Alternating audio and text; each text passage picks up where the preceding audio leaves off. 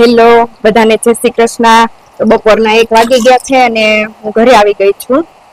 તો હું 1 થી 2 કલાક ઘરે આવતી રહું એટલે મારો નીલ છે ને 1:30 વાગે સ્કૂલેથી આવે ત્યાં સુધીમાં હું રસોઈ બનાવી લઉં.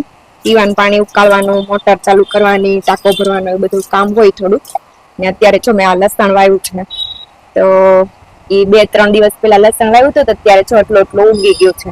તો એને બધાને પાણી પાઈ દઉં. જો નાગરવેલ તો બહાર છે એટલે એને તો પાણી પાવાની જરૂર નથી પડતી, પણ આ લસણના કુંડા છે ને થોડાક અંદરની સાઈડ છે એટલે એમાં કઈ વરસાદનું પાણી પડે નહીં એટલે એ મારે પાવું પડે. એમાં બધાને જો થોડુંક પાણી પાઈ દીધું છે. જો લસણ ઉગી ગયું છે. આ ડોલમાં જે હમણાં રવિવારે જ વાવ્યું હતું ને એટલે આમાં નથી ઉગ્યું, બાકી આમાં બેમાં બધામાં સરસ ઉગી ગયું છે. ને અહીંયા જો આ લીંબુડી ને મીઠો લીમડો ને આ બધું તો સીધું વરસાદના પાણીથી તે પીવાય છે. આ બધાને મારે અત્યારે ચોમાસામાં પાણી ન પાવું પડે તો મેં મોટર ચાલુ કરી દીધી છે. નીલ સ્કૂલેથી આવે ને ત્યાં સુધીમાં હું પીવાનું પાણી ગરમ કરી લઉં અને રસોઈ બનાવી દઉં. ત્યાં જતીને આવી જાય પછી અમે ત્રણેય સાથે બેસીને જમી લેશું. ને થોડીક જો વરસાદ આવવાની શરૂઆત થઈ ગઈ છે. આમ તો સવારથી વરસાદ છે જ, પણ અત્યારે જો પાછો અંધારો છે એટલે આવશે વરસાદ એવું લાગે છે.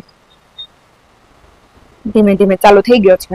ને સવારે છે ને હું ચા નાસ્તો કરી રહી ને ત્યાં પાર્લરથી ફોન આવી ગયો હતો કે ક્લાયન્ટ આવી ગયા છે.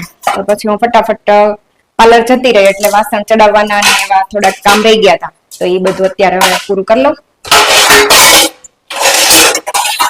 વાસણ તો અમે 3 જણા જ રહી છીએ એટલે કઈ બહુ ઝાઝા હોય નહીં, પણ આ થોડાક સાંજના તે પછી હું કાલે થાકી ગઈ હતી તો નહોતા ચડાવ્યા એટલે સાંજના ભેગા થયા છે એટલે થોડાક વધારે વાસણ છે. બાકી તો અમારા 3ના થોડાક જ વાસણ હોય એટલે હું બહાર ચોકડીમાં ધોવા ન જાઉં, અહીં રસોડામાં વોશ બેસિનમાં જ તે ધોઈને આ ટપલામાં ઊંધા વાળી દઉં.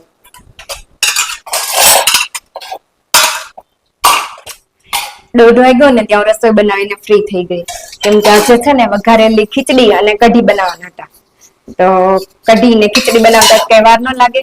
અને કાલે હું શાકભાજી લેવા ગઈ હતી ને તો તુવેર ને એવું બધું તો મેં રાત્રે જ ફોલિંગ ડબ્બામાં ભરી લીધું. તો એમાં હું રવિવારે શાકભાજી લેવા જાઉં ને તો જે વીણવા ફોલવા વાળા શાક હોય ને એ બધા રવિવારે ફોલી લઉં અને ડબ્બા ભરી લઉં. એટલે બપોરે પછી મારી પાસે બહુ ટાઈમ ન હોય, પાર્લર થી આવું એટલે જલ્દી ફટાફટ ફોલેલું વીણેલું શાક હોય ને તો રસોઈ જલ્દી બની જાય.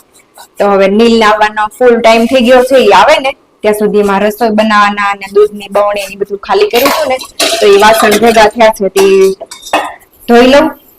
એટલે એ આવીને હાથ પગ મોઢું ધોઈને ફ્રેશ થાય ને એટલે સીધું જમવા બેસી જાય. પછી ખાલી જમીએ ને અમે ત્રણેય એટલા વાસણ રહી.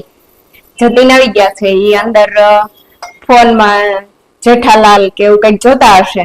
એને બપોરે જમતા કમ્પલસરી જેઠાલાલ ની સિરિયલ જોવા જોઈ જ. એ સિરિયલ જોતા જ જમે.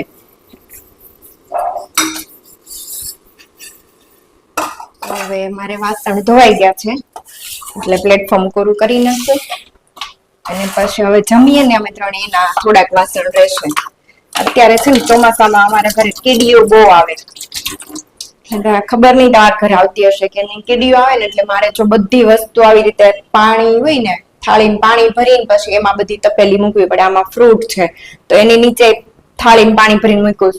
આ દહીંની તપેલી છે તો એમાંય તે નીચે થાળીમાં પાણી ભરીને મૂક્યું. થાળીમાં પાણી ભરેલું હોય ને એટલે કીડીઓને આમ બધી પોગી ન હોય કે. બાકી ગમે એ વસ્તુ આમને મૂકી હોય ને એટલે એમાં સીધી તરત કીડીઓ ચડી જ જાય. પછી એવી કઈ વસ્તુ આપણને ખાવી ગમે નહીં એટલે ફેંકી જ દેવાની. એટલે હું બધી જે ફ્રીજમાં ન મૂકવાનું હોય વસ્તુ બહાર રાખવાની હોય ને એમાં બધામાં નીચે થાળીમાં પાણી ભરીને મૂકી રાખું. એની ઉપર વસ્તુ ચોમાસું ચાલુ થાય ને એટલે હું જો આખા ઓટલાવો મોટો પડદો બાંધી દઉં એટલે છે ને આ બાજુ વાછટ ન આવે. નહીતર તો ક્યારેક એવો વરસાદ હોય ને તો વાછટ આવીને ઠેઠ એમ બાવણા સુધી ઉમરા સુધી પાણી આવી જાય અહીંયા બધે. એટલે બહાર નીકળીને એટલે સીધું લપચી જવાય ને એવું જ થઈ ગયું હોય. પણ આ પડદો બાંધી દીધેલો હોય ને એટલે આ સાઈડ પાણી ન આવે. એટલે ચોમાસામાં તો છે ને 4-5 મહિના જ્યાં સુધી વરસાદની સિઝન રહી ને તો ત્યાં સુધી રાખું તે પડદો બાંધેલો. એટલે ઓટલો આખો દિવસ સાફ તો ન કરો, નહીતર તો વરસાદ બંધ થાય તરત વાળવો પડે. કેમ કે નહીતર પડી એવું થાય. આ લાઇટ બિલ લખવા વાળા ભાઈ આવ્યા હશે ને તેને ખાટલો ત્રાસો કરી નાખ્યો છે. કેમ કે મીટર પેટે અહીંયા પાછળ છે એની આડો હું ખાટલો મૂકેલો રાખું. બેસવું ન હોય ને એટલે ખાટલો ઉભો કરી દઈને ત્યારે એની ઉપર બિલાડી આવીને પછી બેસતી જાય. એટલે જયારે બેસવું હોય ને ત્યારે ઢાળીએ.